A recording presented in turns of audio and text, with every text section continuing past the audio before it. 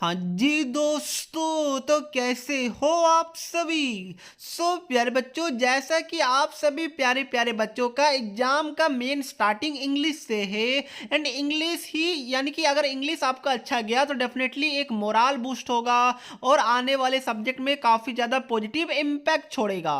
तो ये सब्जेक्ट को अच्छा करना काफ़ी ज़्यादा इम्पॉर्टेंट है। अब देखिए प्यारे बच्चों, आपके लिए सीबीएसई की तरफ से एक मार्किंग स्कीम निकल कर आ रहा है इंग्लिश को लेकर, जहां पर मैं आपको सीबीएसई का मार्किंग स्कीम शो करूंगा। मैं आपको लास्ट ईयर का एक बच्चे का एग्जैक्ट बोर्ड का चेक कॉपी शो करूंगा, जो आपको पूरे यूट्यूब में कहीं पर भी देखने को नहीं मिलेगा। जैसा कि आप देख सकते हैं, ये एक बच्चे का लास्ट ईयर का बोर्ड का चेक कॉपी है, जहां पर आपको पता चलेगा कि सीबीएसई का कॉपी चेकिंग होता कैसे है। मैं वापस से बोलूंगा, ऐसा वीडियो आपको पूरे यूट्यूब में कहीं पर नहीं मिलेगा। तो प्लीज इस बात पे एक सब्सक्राइब और एक लाइक भी जरूर कर दीजिएगा।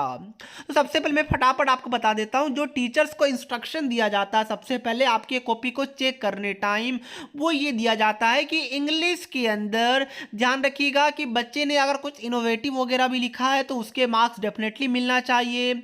और प्यारे बच्चों, यहाँ पर जो इंग्लिश में है, क्या सर उसमें ग्रामर के मार्क्स कट होते हैं, सारा कुछ मैं आपको फटाफट बता देता हूं। बट उससे पहले एक चीज और, कि अगर कोई क्वेश्चन में आपको लिखा हुआ है कि अटेम्प्ट एनी 2 आउट ऑफ 3 या फिर अटेम्प्ट एनी 1 आउट ऑफ 2, उसमें अगर आपने सपोज दो में से एक अटेम्प्ट करना, आपने दोनों अटेम्प्ट कर लिया, तो दोनों में से जो पार्ट में आपको ज्यादा मार्क्स आ रहा है उसी को फाइनल मार्क्स कैलकुलेशन में काउंट किया जाएगा।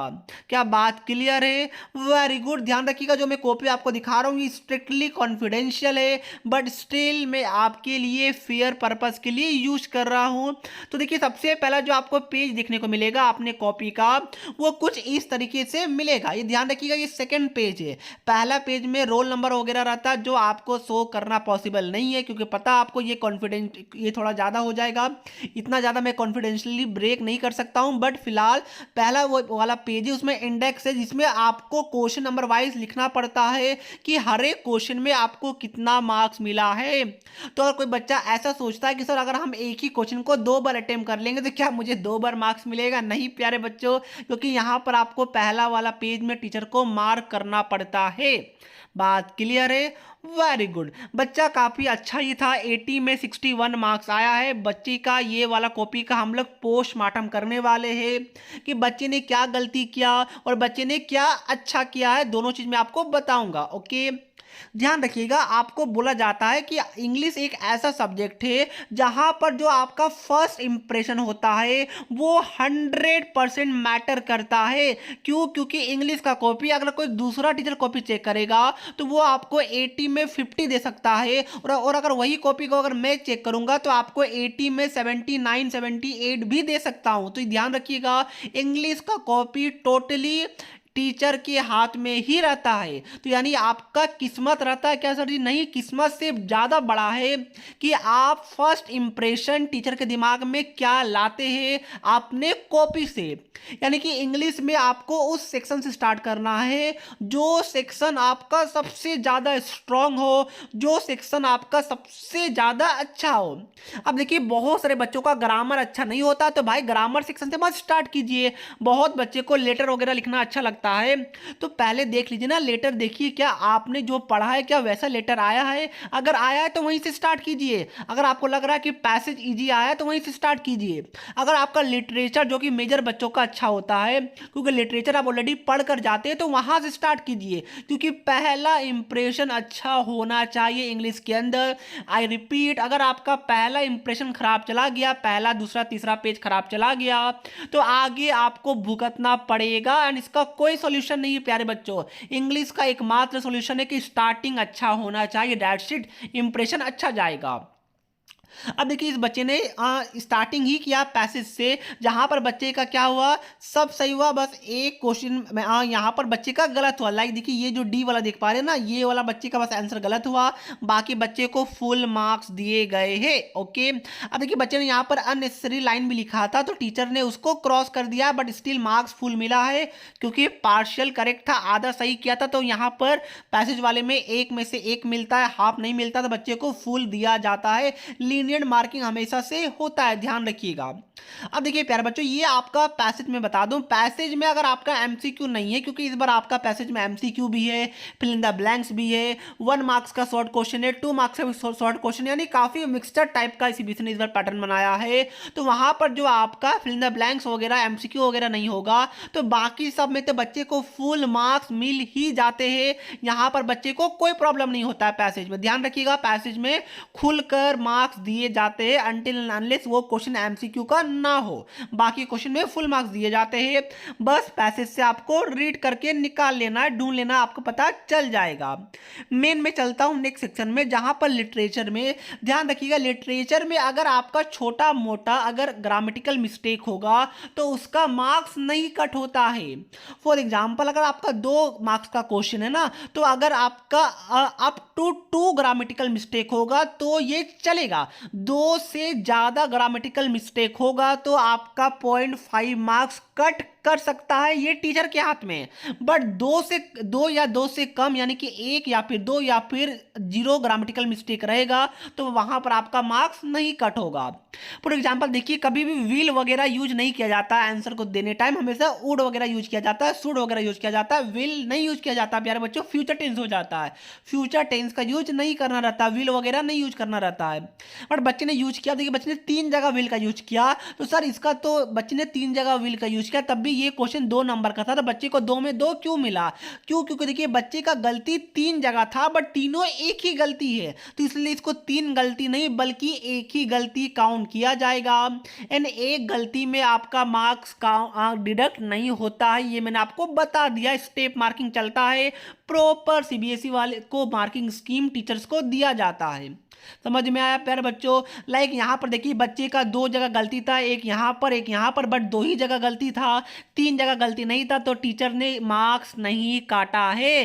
ग्रामेटिकल मिस्टेक आपको नहीं करना, लाइक इसमें तो ग्रामेटिकल मिस्टेक था ही नहीं एज पर द टीचर, इसमें भी नहीं था, इसमें भी नहीं था, यानी टीचर ने इस बच्चे को फुल मार्क्स दिया है हर एक लिटरेचर के क्वेश्चन में। ओके, अब नेक्स्ट देखिए, ये पिछला साल का मैं बात कर रहा हूं, ये 8 मार्क्स का लिटरेचर से ही आपका क्वेश्चन आया हुआ है, जहां पर टीचर ने बच्चे को 8 में 7.5 मार्क्स दिया है। अब जैसा कि देख सकते हैं, तो देखिए ये 8 में 7.5 मार्क्स बहुत अच्छा माना जाता है, जहां पर स्टेप मार्किंग है कि कंटेंट का 4 मार्क्स और आपका एक्सप्रेशन का 3.5 मार्क्स मिला है। मैं आपको बताऊंगा प्यारे बच्चों, तो देखिए ये टीचर ने फिलहाल काफी अच्छे से बच्चे का कॉपी को चेक किया है, लाइक देखिए इसमें बच्चे को 8 में 8 मार्क्स मिला है।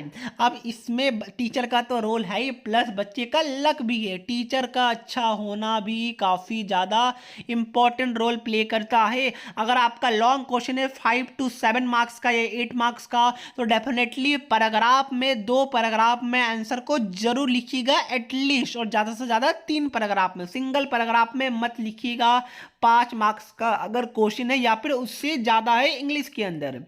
अब देखिए प्यारे बच्चों, बच्चे का देखिए ग्रामर में 8 आउट ऑफ 8 आया है। अब मैं आपको बता दूं कि अगर आप वैसे बच्चे हैं जिसका ग्रामर अच्छा है, तो सबसे पहले ग्रामर वाला सेक्शन आपको अटेम्प्ट करना चाहिए। अगर आपको लगता है कि हाँ ग्रामर वाला जो सेक्शन है उसमें आपका मतलब कि मैक्सिमम आंसर करेक्ट होने वाला है, अगर आपका ग्रामर अच्छा है और अगर आपने स्टार्टिंग में ग्रामर सही चालू किया और अगर आपका सारा ग्रामर सही है या फिर इवन एक गलती भी है या फिर 2 भी है तो चलेगा, बट मेजरली सही है आपका आंसर, तो विश्वास कीजिए इतना अच्छा इंप्रेशन टीचर के दिमाग में जाता है कि बच्चा ग्रामर बहुत अच्छा है, यानी बच्चे ने आगे सारा आंसर को सही ही लिखा होगा। तो जो आप देख पा रहे हैं ना, ये लॉन्ग क्वेश्चन, इसका आंसर कोई नहीं पढ़ता प्यारे बच्चों। ये जो 8 मार्क्स वाला क्वेश्चन देख पा रहे हैं, ये इतना आंसर कोई नहीं पढ़ता है। टीचर आग बन करके ही थोड़ा बहुत ऊपर ऊपर पढ़ेगा, मार्क्स आपको देगा। तो वही मैं आपको बता रहा हूं कि आपको कॉपी को ऐसे प्रेजेंट करना है सो दैट आपके टीचर आपका मार्क्स ना काट सके, आग बन करके भी कॉपी चेक करे तो आपको फुल मार्क्स दिया जाए। ओके, तो ये चीज दिमाग में रखिएगा। नेक्स्ट प्यारे बच्चों, ये आपका लेटर आता है, तो लेटर में ध्यान रखिएगा, टीचर ने लिखा है कि address are not written as per the given in the question, and इसीलिए जो फॉर्मेट का 1 मार्क्स होता है, बच्चे को फॉर्मेट में 0.5 मार्क कट कर लिया गया है। क्यों? क्योंकि अगर क्वेश्चन में एड्रेस दिया हुआ है तो वही एड्रेस को आपको अपने आंसर में में लिखना है। ज़्यादा चालाकी कीजिएगा, मार्क्स आपका कटेगा। तो देखिए ये कितना कॉमन मिस्टेक है जो बच्चे ने किया है, अपने हिसाब से एड्रेस को लिखा, मार्क्स कट हो चुके हैं। प्लीज़ दिमाग में रखिएगा, दोनों फॉर्मेट एक्सेप्टेबल है। सब्जेक्ट को सर से पहले लिखिए, सर से बाद लिखिए, दोनों चलेगा, दोनों फॉर्मेट सीबीएसई में एक्सेप्टेबल होता है। अब देखिए प्यारे बच्चों, यहाँ पर यह भी लिखा हुआ है, क्या लिखा हुआ है कि यहाँ पर हो सकता है कि आपको लेटर में कुछ की पॉइंट्स लिखा हुआ होगा, तो उसको आपको यूज भी करना है। ओके, ठीक है। तो यहाँ पर ध्यान रखिएगा, ये सब आपको छोटा मोटा गलती नहीं करना। यहाँ पर योर्स ट्रूली नहीं बोला जाता है कि हमेशा योर्स सिंसियरली ही लिखा कीजिए, ये सीबीएसई बोलता है। तो ट्रूली मत लिखिए, सिंसियरली ही लिखिएगा। ओके प्यारे बच्चों, वेरी गुड। नेक्स्ट, ये सब में आपके लिए उतना इंपॉर्टेंट नहीं है। फिलहाल देखिए यहाँ पर आपका पूरा खत्म हो गया। बच्चे का 61 मार्क्स आया, लाइक 60.5 आया, जिसको राउंड फिगर में 61 मार्क्स कर दिया गया है। तो ये था कंप्लीट बच्चे का कॉपी चेकिंग। ध्यान रखिएगा, आपको कीवर्ड्स को अंडरलाइन करना है, जैसे बच्चे ने किया था। आपको दिखा दूं, देखिए ये जो आपको लगता है कि जो कीवर्ड्स है उसको आपको अंडरलाइन करना चाहिए, तो डेफिनेटली आप लोग कीवर्ड को अंडरलाइन कीजिएगा। आंसर हमेशा पास्ट टेंस में ही लिखा कीजिएगा, फ्यूचर में कभी भी आंसर को नहीं लिखा जाता, विल वगैरह वर्ड का यूज नहीं किया जाता है। ओके, प्लीज इस चीज को दिमाग में रखिएगा। ओके, और प्यारे बच्चों ये था आपका पूरा। अगर आपका इंग्लिश उतना स्ट्रांग नहीं है तो मैं आपको बोलूंगा कि लिटरेचर में आप थोड़ा लर्न भी कीजिए। हर एक चैप्टर का समरी में कम से कम 6-7 कॉमन लाइंस होता है। अगर बोलिएगा तो मैं वीडियो बना दूंगा, वो आप लर्न करके जाइए। क्योंकि अगर आपका ग्रामर अच्छा नहीं है, आप सोच सोच के अगर आप लिखिएगा, एक तो ग्रामेटिकल एरर होगा, उसके बाद सोच के आपका टाइम ही खत्म हो जाएगा। तो प्लीज दिमाग में रखिएगा। तो दोस्तों यही था हमारा इंग्लिश का कंप्लीट कॉपी, जो कि मैंने आपको दिखा दिया। आपके लिए मैंने दिखाया है कॉपी चेकिंग, मैंने आपको दिखाया है फेयर पर्पस के लिए। अगर आपको ये चीज पसंद आया देन मैं बाकी सब्जेक्ट के लिए भी बना दूंगा। उसके लिए सब्सक्राइब कर दीजिए, वीडियो को लाइक कीजिए, दोस्तों को शेयर कीजिए। जय हिंद, जय भारत।